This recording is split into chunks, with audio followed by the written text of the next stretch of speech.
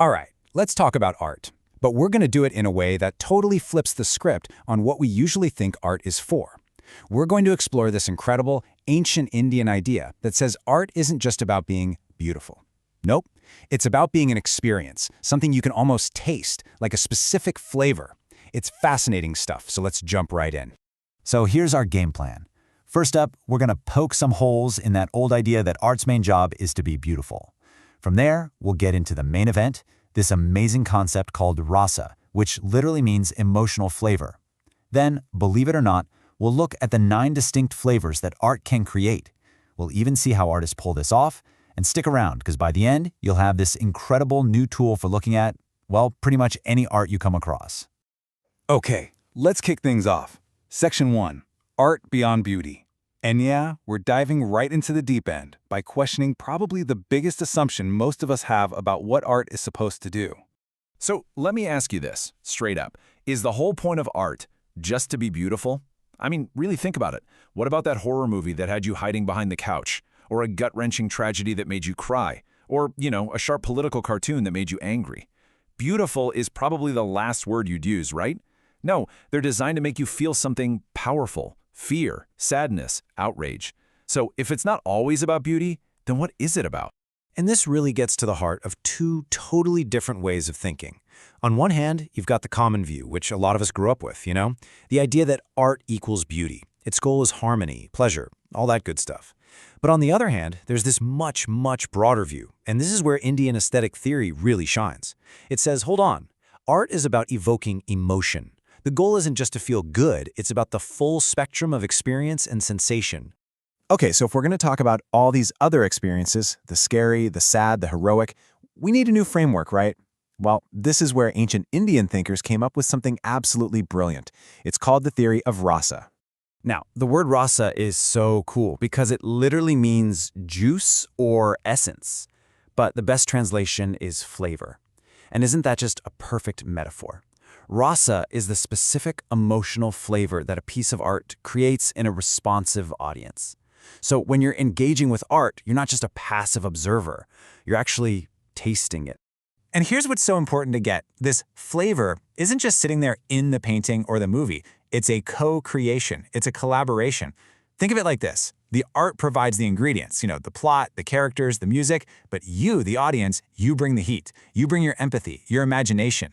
And when those 2 things mix, that's when the emotional flavor, the rasa, emerges.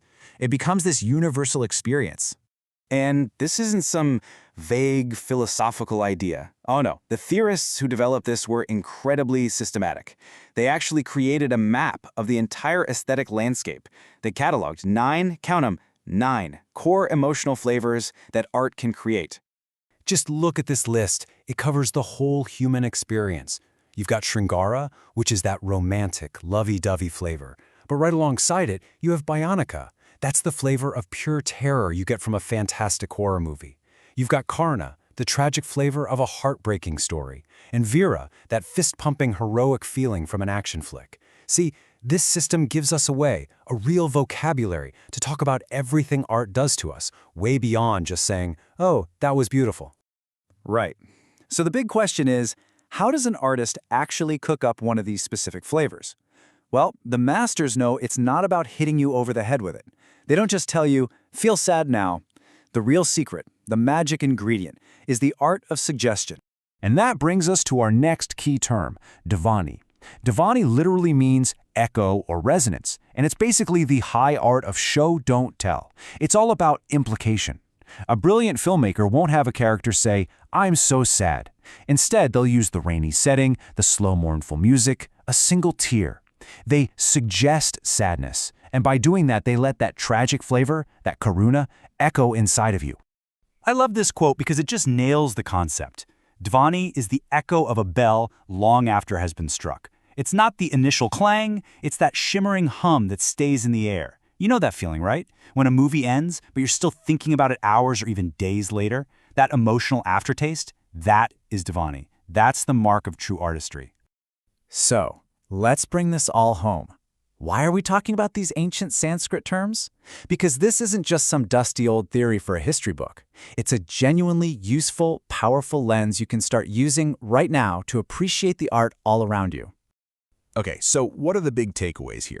First, art is about the experience, not just about being pretty. Second, that core experience, that emotional feeling is called rasa, the flavor. And remember, this works for any art form, movies, music, video games, you name it. And finally, the pros create this flavor using dhwani, that beautiful art of suggestion instead of just stating the obvious.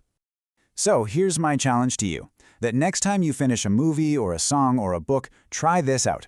Instead of just asking yourself, was that good? Stop. And ask a different, I think a much better question. What flavor did I just taste? Was it heroic? Was it tragic? Was it wondrous? When you start looking for the flavor, I promise you a whole new dimension of art will open up for you.